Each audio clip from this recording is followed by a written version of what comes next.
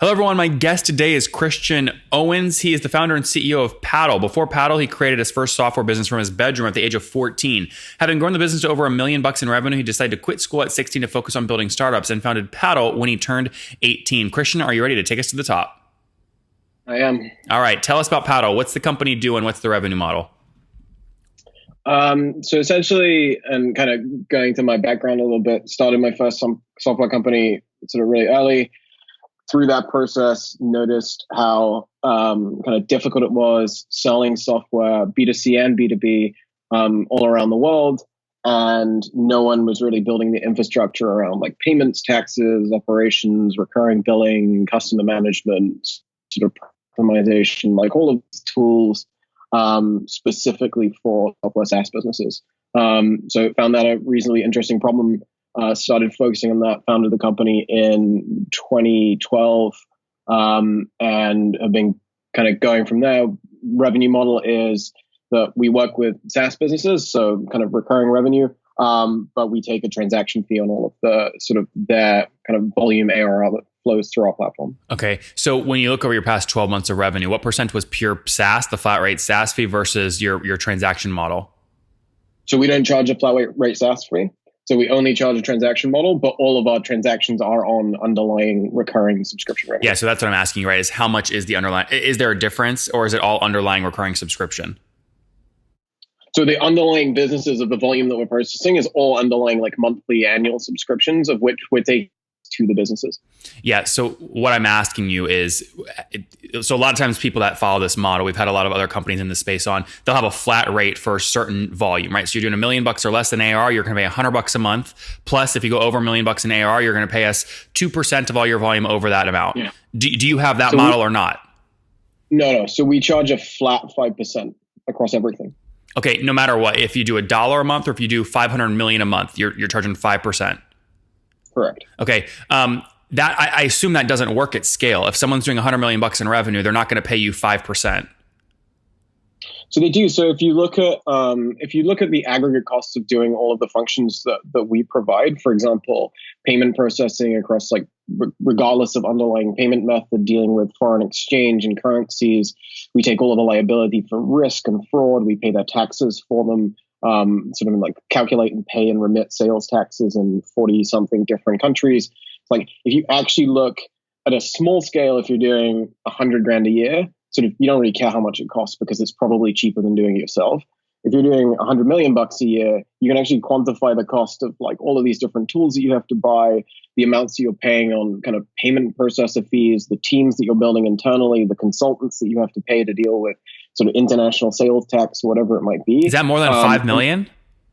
Yeah. Okay, so you have customers at that level processing $100 million or more through your platform, paying 5%.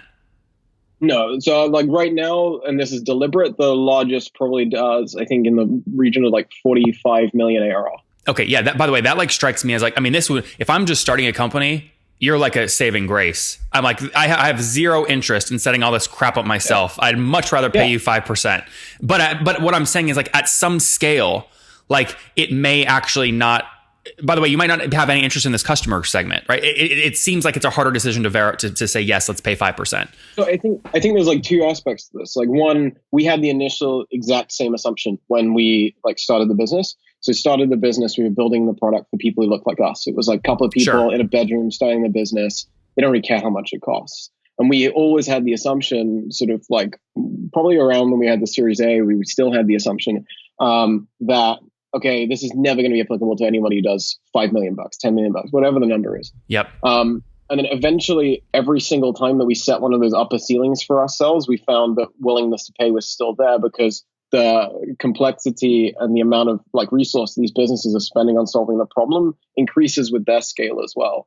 There may be a ceiling. We don't know what the ceiling is yet. We have kind of inbound interest that we turn away from companies who are doing just because the dynamics of the product are slightly different, and we don't necessarily want to kind of sort of go up market too quickly and alienate existing customer base. But sort of there is the demand there, and it does exist. So when you look over the past 12 months, like total kind of volume through your platform, and are you in the billions yet, or what's that number?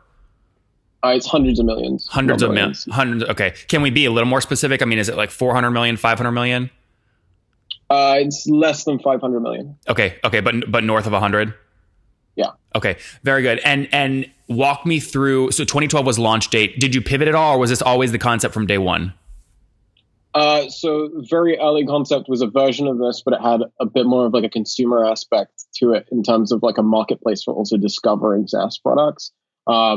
We persisted with that for like a year or so before we kind of shut down the B2C discovery aspect of it and focused all on the like back end infrastructure and tooling.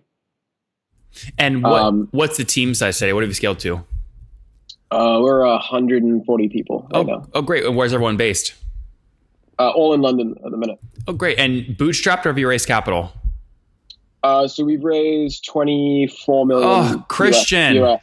I liked you so much until you tell me you went to the dark side. You raised capital, huh? Yeah. All right. Why raise capital? Why couldn't you stick it out and bootstrap? So like we started the business, we raised like angel money early. So we raised like 150K to begin with. And then in the first sort of 4 years of our existence, like we raised less than $1 million.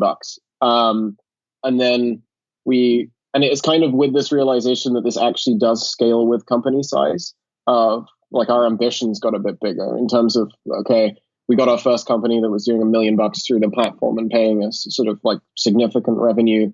Does this scale? And then we got to the point where we realized it does. And then we were like, okay, we actually think that there is an opportunity for somebody to build kind of this almost sort of like the second most important piece of infrastructure that a software company buys, which is sort of like the business infrastructure to AWS's technical infrastructure. And that was sort of the motivation behind raising more money, is sort of ambition kind of got a little bit bigger as we understood the market more. And not a horrible thing. What have you scaled to in terms of total customers today? So it's around about 900. And walk me through like how you've gotten these folks. Obviously, you have a great story because you essentially built the software for yourself. That story, I'm sure, sells. But walk me through, I mean, how are you getting customers today? What's the growth channel? Yeah, so first 4 years of the business, solely outbound sales, and outbound sales in the loosest possible sense in terms of we basically just talk to people who we like their products of or were customers of already. And the problem really resonates and then they buy it. So we've like scaled that as a process for about 25, 30 people in sales today. Inbound marketing, sort of like all of that stuff was pretty new for us maybe 16, 18 months ago when we hired our first VP marketing, started to scale that team. It's about 10 people now. It's probably 20, 25% of new business is inbound versus the rest outbound today. So you said 20% inbound? Yeah. Yeah. So how are you targeting when you go outbound, right? I mean, are you looking at like PitchBook and Owler and kind of ARR ranges, or how do you target accounts? So it like happens on two dimensions. So yeah, there's the size dimension of kind of the real time that SaaS companies, if they're sub $1 million, sort of they experience this problem immediately. If they actually go to market, then like we wait for a trigger. So like the trigger might be that they raise money or they start to hire the sales team for the first time or really begin to scale new market or kind of whatever it is. So in terms of size, we actually on the outbound side, because the deals are bigger, we look at companies doing 1 to 30 million ARR. And we talk to those businesses. And usually there's sort of some pain point or anticipated pain point as they're scaling that they want to address that's not really working for them right now. They're kind of throwing people at it. And sort of they're realizing that they're spending a bunch of engineering resource on this problem. So there's the size bracket. And then sort of like the second like thing that we look at is kind of what's this like compelling event? Like, are they growing internationally for the first time? Have they announced like they've got a bunch of big customers in like Japan, and then we visit the website from a Japanese IP and it's not localized. They don't support the payment method. They don't support the currency, whatever it might be. Maybe there's a regulation change or a forced regulation change. They open an office in a new country that changes how they think about like sales tax or something if they actually have a nexus or like they don't. So like any of these compelling events, and then we use a ton of data from like Crunchbase, the stuff that you do, Owler, like all of these things to get kind of these signals. You're talking about, and when you say what I do, you're talking about the database at Latka? Yeah, exactly. Love that. That's great. Yeah. So like we use all of these signals. We build our own internal database of these things. We track a bunch of other stuff, like what tools are they using, because some of those things can be indicative of like changes in the business or like maturity in the business. If they just swapped out Intercom for something else. Yeah, so you're using like Siftery or Built With or exactly. one of these companies. Yeah, very good. Yeah. Talk to me about, so economics here is critical, right? So churn, and I don't want to talk about logo churn here because I'm sure you have customers that like did 1 million last year, now they're doing 500 grand. It's not logo churn, but that's revenue churn for you. So what's your revenue churn look like annually, and how do you keep that low?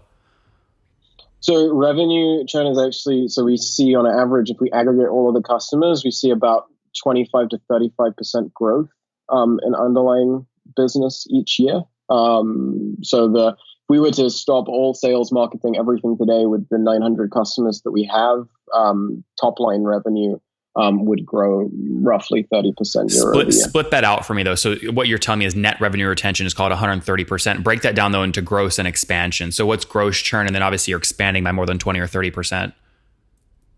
Gross churn is low. Like we look at it more on a logo churn basis in terms of sort of on the churn side, because sort of like these businesses go in cycles. So they might have sort of an up year, a down year, but the general kind of trajectory is growth. If we look at logo churn, we have sort of 900 customers today, and like we've lost, in terms of actual churn, 8 customers in 7 years. But by the way, losing 8 customers that only do $1 million in ARR is no big deal. Losing 8 customers that do 15 million in ARR is a much bigger deal. That's why I'm trying to. So why do you care about logo churn versus why not just only look at revenue churn, since you're tied to revenue 5%?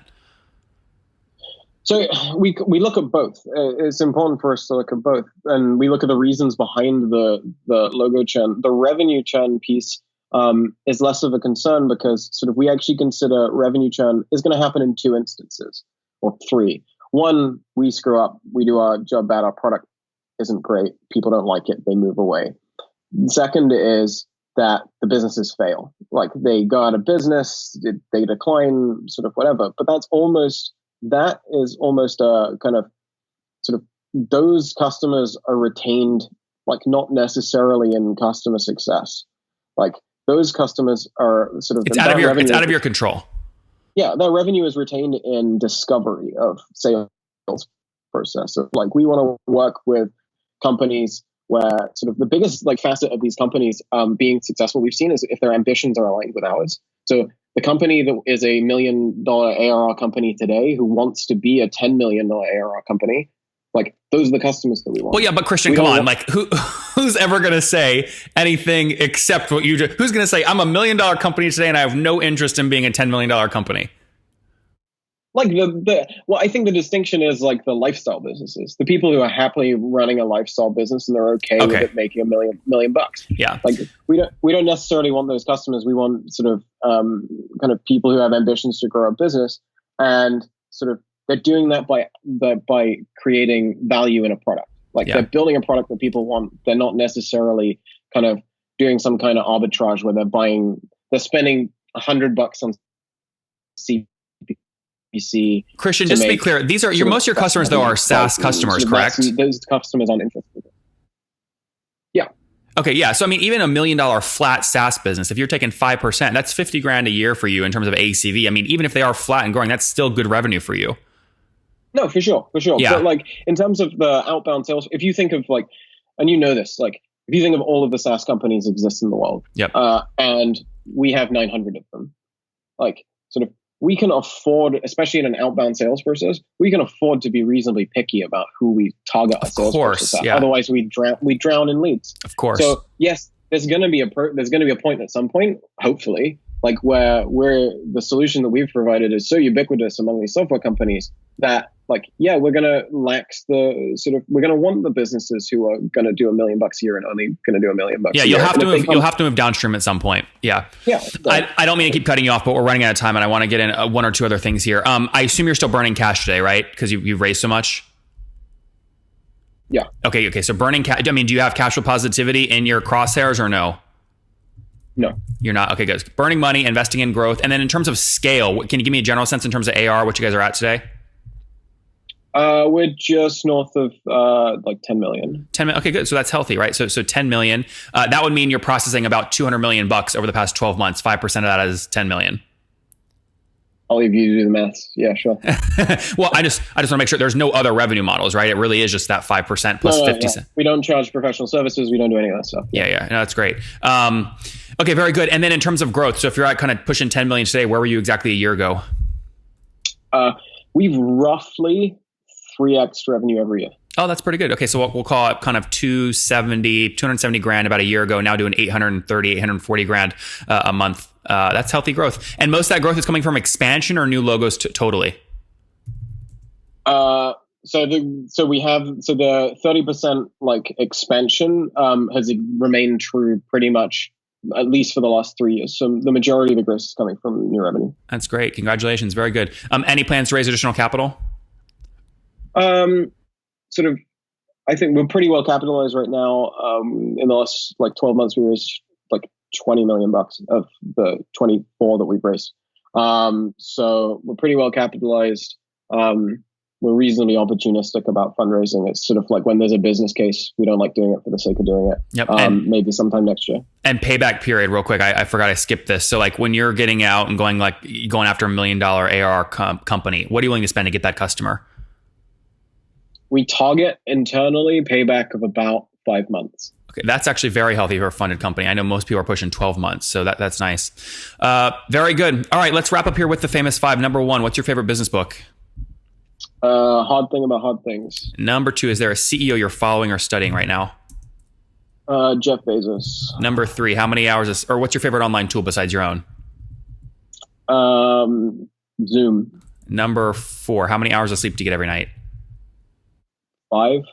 Christian, unhealthy, man. How do you do that? I know. It's crazy. I'll work on it. What's your situation? Married, single, kids? Single. Okay. No kids? No. Okay. And how old are you? 24. Yeah. See, there we go. There. Everyone listening who's older than 24 is going, that's the reason. All right. And last question. What do you wish you knew 4 years ago when you were 20? Focus. Guys, focus is key. Launched Paddle back many years ago, and he was trying many different things, a marketplace, everything. Now really just all in on doing all these things critical for a SaaS company, serving 900 customers that have processed over 200 million bucks in terms of transactions through him over the past 12 months, taking about 5% of that. So he's pushing about a $10 million run rate today. They've about 3x year over year. They're burning cash, but that's okay. The economics look healthy. Net revenue retention, 125%, targeting a 5-month payback period on new accounts. 140 people in London, again, raised about 20 million bucks to fuel growth. Christian, thanks for taking us to the top. Thank you very much.